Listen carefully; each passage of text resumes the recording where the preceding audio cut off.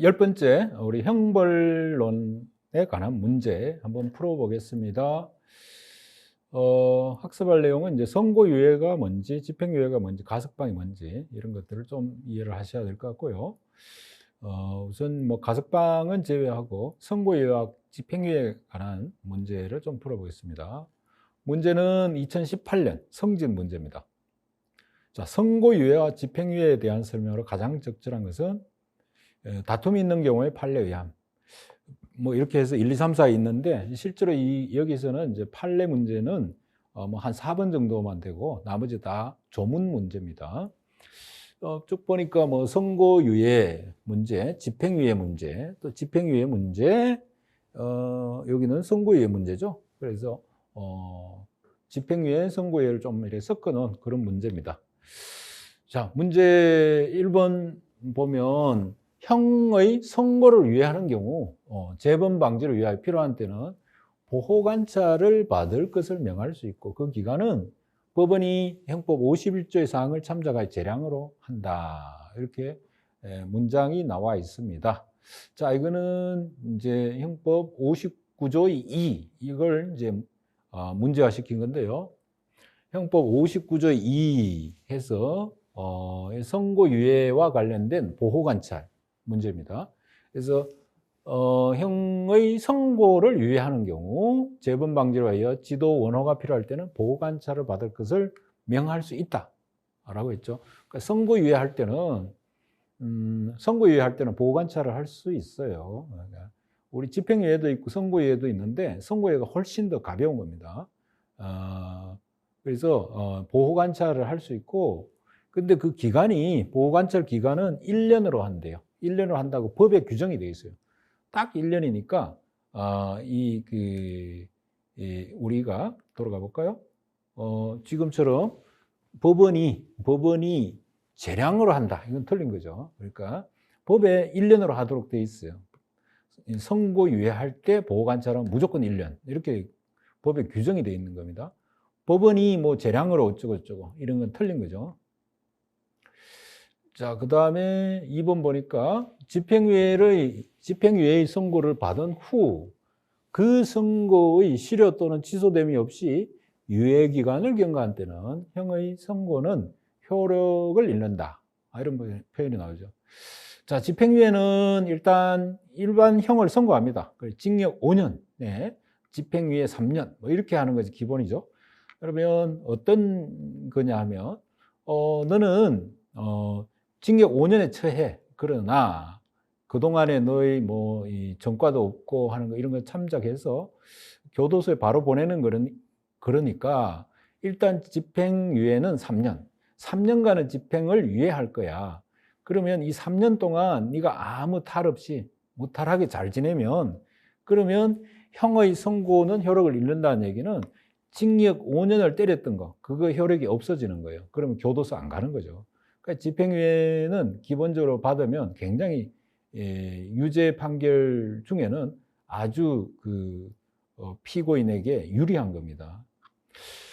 자, 그리고 형의 선고는 효력을 잃는다라는 표현은 그와 같은 표현이고요. 자, 65조에 보면 이렇게 돼 있죠.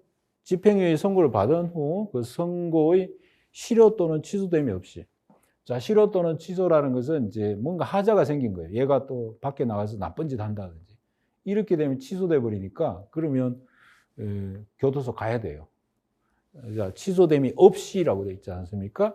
그 유예기간, 아까 같은 경우에 뭐 한 3년, 이게 경과하면 형의 선고는 효력을 잃는다. 그래서, 징역 5년 때렸던 그 형의 선고, 이거는 효력이 없어지니까, 그 교도소로 가지 않는다는 얘기죠. 자, 3번 문제입니다. 집행유예의 선고를 받은 자가 집행유예를 선고받았어요.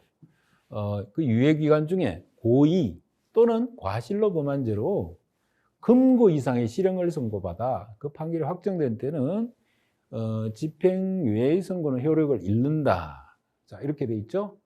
자, 이거는 63조 조문을 가지고 문제를 만든 건데, 한번 보면 집행유예 선고를 받은 자가 유예기간 중 고의로 범한 죄로, 고의라고 되어 있습니다. 고의로 범한 죄로 금고 이상의 실형을 선고받아 그 판결이 확정된 때는 집행유예 선고는 효력을 잃는다. 효력을 잃는다는 뭐라 하냐면 실효라고 표현해요. 실효. 그러니까 집행유예 아까 같은 경우에 징역 5년에 집행유예 3년 이렇게 선고를 받았어요. 근데 그럼 밖에 나왔습니다. 사회생활 합니다. 근데 얘가 뭔가 나쁜 짓을 했어요. 또 나쁜 짓을 해서 금고 이상 실형, 교도소 가는 형을 받아버렸네? 그러면 집행유예 선고는 효력을 잃는다는 얘기는 집행유예 3년이 없어지는 거예요. 그러면 교도소에서 징역 5년 선고받았잖아요. 5년에다가 플러스해서 지금 금고 이상 실형 받은 거 이걸 플러스해서 그만큼 6년인지 이렇게 산단 말이죠. 그 얘기를 하고 있는 것입니다. 자, 4번 문제. 주형에 대한 선고유예를 하지 않으면서 부가형에 대해서만 선고유예할 수 있다. 자, 이것도 이 문장도 굉장히 시험에 많이 나오는 문장이죠. 그래서 여기 79년도 판례인데요. 몰수에 가름하는 추징은 부가형적 성격을 띠고 있어서 그 주형에 대하여 선고를 유예하는 경우 선고를 유예하는 경우에는 그 부과할 추징에 대하여도 선고를 유예할 수 있으나 그 주형에 대하여 선고를 유예하지 않으면서 부과할 추징에 대하여만 선고를 유예할 수는 없다. 그러니까 예를 들어 징역 3년 이래놓고 추징금 1억 이렇게 한단 말입니다. 그러면 징역 3년은 선고유예를 해요. 선고유예를 합니다. 징역 3년을 유예하면 추징 1억도 선고유예를 할 수 있는데 얘를 선고유예하지 않으면서 얘만 유예를 못한다 이런 뜻인데요. 여러분들이 이것이 이제 처음에 좀 많이 헷갈릴 수 있는데, 자, 이게 주형은 주인이고 부가형은 이제 쫑이다 이렇게 생각하시면 돼요. 그랬을 때 선고유예는 선물을 주는 거니까 주인에 대해서 선물을 주면 쫑에 대해서도 선물을 할 수 있어요. 그런데 여러분들 조선시대 사항이라 생각해 보세요. 근데 주인한테 안 갖다 주고 쫑한테만 갖다 줘요, 선물을. 그거는 이제 큰일 나죠.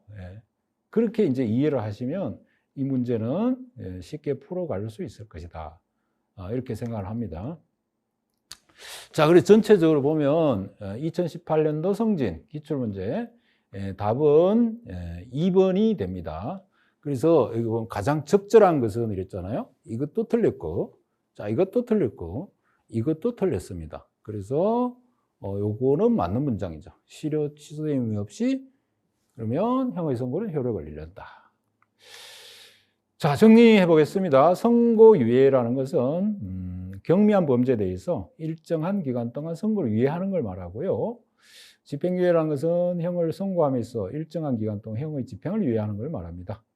그리고 가석방이라는 건 이제 여기서 문제에서 다루지 않았는데, 가석방이라는 것은 자유형 집행 중에는 교도소에 있는 사람이 보니까 너무 그 행상이 양호하다는 얘기는 이 사람이 너무 규칙 이런 걸 잘 지키고 또 시키는 대로 잘하고 이렇다는 말이죠. 뉘우침이 뚜렷하다. 과거의 자기 잘못을 뉘우치고 있더라는 것이죠. 그러면 이제 형기 전에 조건부로 미리 석방시키는 것, 임시 석방 제도를 가석방이라고 그럽니다. 그래서 물론 밖에 나가서 또 사고 치면 다시 잡혀 들어가겠죠. 근데 사고 치지 않고 그냥 그대로 끝나면 그 형기가 지나면 그냥 교도소 사는 것과 똑같은 효과를 발휘할 수 있는 겁니다. 그게 가석방 제도입니다.